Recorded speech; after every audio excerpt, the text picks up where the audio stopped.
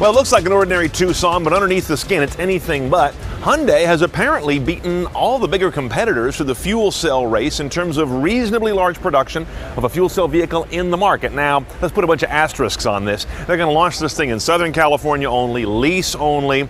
Not a ton of availability even within that region. It's a lease only, as I mentioned, at $3,000 down and $500 a month, which may not sound very interesting until you add in this detail. During that 3-year lease, your hydrogen is free. Doesn't matter how much you drive or how much you use, it's a free car to drive as long as you're just paying for it itself. Okay, quick refresher course on how hydrogen fuel cell cars work. They are electric cars, so you've got an electric motor being driven, but then you've got this whole apparatus right here which has to create the electricity out of compressed hydrogen. It's not like you just make a fuel cell. You've got to find a way to hold that high pressure hydrogen and then have all these ancillary systems, and this core fuel cell technology is your secret sauce. So this is quite a coup for Hyundai to get there apparently first in some volume production.